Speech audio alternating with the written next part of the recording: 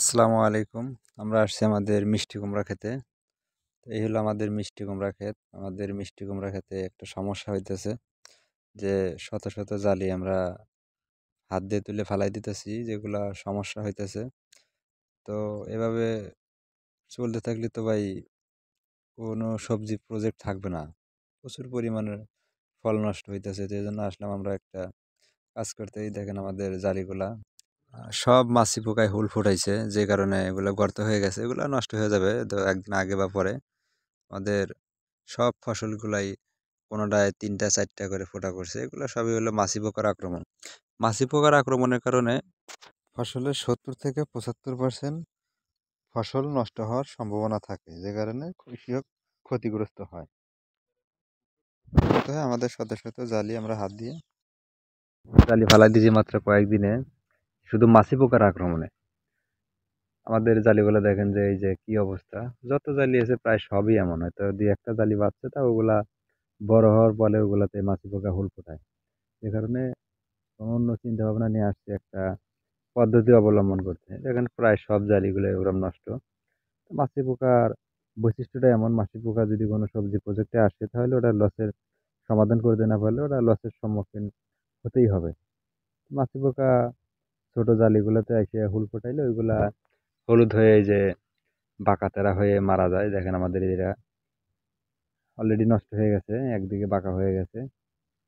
এভাবে চলতে থাকলে আমাদের অবস্থা প্রায় শেষ।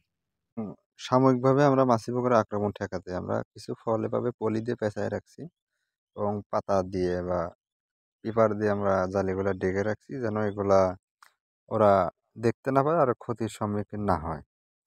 এই জন্য আমরা এখন চিন্তা ভাবনা করতেছি যে আমরা যে সেক্স ফেরোমন ফাঁদ আছে, আমরা এগুলা জমিতে স্থাপন করলে হয়তো মাছি পোকার আক্রমণ অনেকটা কমে আসে। যার জন্য আমরা আহ, সিদ্ধান্ত নিলাম যে আজকে আমরা সেক্স ফেরোমন ফাঁদটা ব্যবহার করবো। এই জন্য আমরা ইস্পাহানি কোম্পানির যে ফেরোমন কিটগুলো আছে, আমরা ওইগুলা নিয়ে আসছি। আজকে আমরা খেতে আসছি।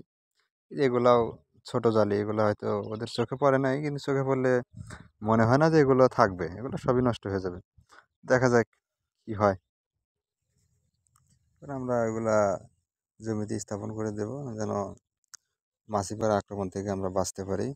এজন্য আমাদের সর্বপ্রথম কিছু খুঁটি কাটতে হবে। আমাদের যে ফলের যে অ্যাঙ্গেল বা ফসলের যে অ্যাঙ্গেল, ওখান থেকে আমরা 1 ফুট, হয়তো আমাদের যেহেতু জমিতে বিছাই দিছি ফসলটা, সেজন্য আমাদের জমি থেকে মিনিমাম 1 থেকে 1.5 ফুট উঁচুতে এটা স্থাপন করা লাগবে। আর আমরা যদি মাছা দিতাম, অন্য আমরা যদি ফসলের জন্য অনেকে মাছা দেয়, এগুলো মাছা যদি চাষ করতাম তাহলে মাছায় ঝুলিয়ে দিতাম ফসল বরাবর বা ফসলের 1 ফিট নিচে। এই জন্য আমরা, যেহেতু আমাদের জমিতে বিছাই দিছি, এজন্য আমরা মাটি থেকে বা ফসলের উৎস থেকে আমরা 1 থেকে 1.5 ফিট উঁচুতে আমরা এগুলো স্থাপনা করব। সেজন্য আমাদের প্রথমে আমরা কয়েকটা খুঁটি কেটে নিলাম। এই জন্য আমাদের প্রথম অবস্থায় প্রয়োজন আমাদের যে হয়তো বা রেডিমেড কিনতে পাওয়া যায় ইস্পাহানি কোম্পানিরই, আমরা ওগুলো নেই নাই। বাড়িতে হয়তো অপ্রয়োজনীয় কিছু বয়ম ছিল, যেগুলো কৌটা বলে, লজেন্সের। আমরা ওইগুলা দিয়ে কাজ চালাই নেব। সবচেয়ে ভালো হয় যদি কেনাগুলো হয়। এখন যেহেতু আমরা ওইগুলো আনি নাই, আমাদের কাছে যা আছে আমরা এগুলো নেব। আমাদের এখানে লেভেলটা ওঠানোর কারণে কিছু আঠা বা কাগজ ছিল, আমরা ওগুলা ভালোভাবে পরিষ্কার করে ধুয়ে নেব। এগুলা ধুয়ে নেওয়ার পরে আমাদের পরের কাজগুলো দেখা যায় কি করা যায়। এগুলা হয়তো আঠালো কারণে একটু ভিজায় রাখলাম। এগুলো হয়তো বসতে পারলে হয়তো এই যে দেখতে পাচ্ছেন উঠতেছে, এগুলো আমাদের একদম স্বচ্ছ পরিষ্কার করে নিলে সবচেয়ে ভালো হয়। যে কারণে পোকাটা হয়তো ওই রকম বিভ্রান্তকর পোকা কনফিউজে পড়ে না, তাহলে ওই ঘ্রাণের কারণে ওরা অটোমেটিক চলে আসবে। এজন্য আমরা একটা ত্রিকোণ ত্রিভুজের মতো একটা মার্কারের মতো একটা কাগজ কেটে নেব, যেটা দিয়ে আমরা মার্কার পেন আছে, মার্কার পেন দিয়ে আমরা বোতলের গায়ে মার্ক করে নেব, যাতে আমরা মার্ক বরাবর কাটতে পারি। আর 3 কানি করার কাটার একটা বৈশিষ্ট্য হলো যেন বৃষ্টি বা এর পানিতে যেন ভিতরে পানিগুলো না যায়। 3 কণিকভাবে কাটার এই বৈশিষ্ট্যগুলো আমরা মার্কার পেন দিয়ে মার্ক করে নিছি।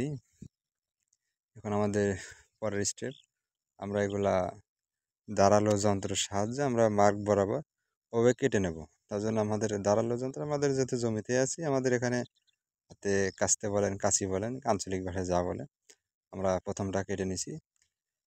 এবং এভাবে আমাদের যতগুলো আছে সবগুলো কেটে নিতে হবে। বোতলে একটা বোতলে 4 মুখ 4বার কাটলে হয়, 3টা কাটলে হয়, 2টা করলে, এটা আপনাদের ইচ্ছা। আমরা কোনোটা 2টা করছি, কোনোটা 4টা করছি। আমাদের এখানে 4টা কৌটা দেবো, 4টা আমাদের কাটা শেষ। এখন আমাদের এই যে এখানে ঝুলিয়ে দিলাম 1 ফিট 1.5 ফিট উঁচুতে আমরা প্রথমটা স্থাপন করলাম। তারপরে নিচে আছে আমাদের ডিটারজেন্ট বলেন, গুঁড়ো পাউডার বলেন, সাবানের পাউডার, ওগুলো আমরা গোলায় নিচে একটু পানি দিছি হালকাভাবে।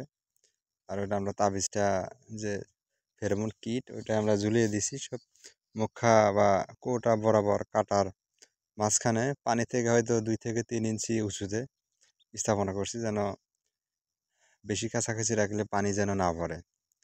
এই দেখতে পারতেছেন ওই যে আমাদের যে কাঙ্ক্ষিত মেহমান উনি চলে আসছে, আপনারা দেখেন। সঙ্গে সঙ্গে প্রায় 20 মিনিট হয়েছে ফিট করা হয়েছে। তো আরও একটু কাজ ছিল, কাজ করতে গেলাম, এখানে এসে দেখি যে আমাদের কাঙ্ক্ষিত মেহমান এই যে চলে আসছে। এটাই হচ্ছে ফসলের সবচেয়ে বড় শত্রু। সবাই ভালো থাকবেন, আজকে এ পর্যন্তই। সবাই ভালো থাকবেন।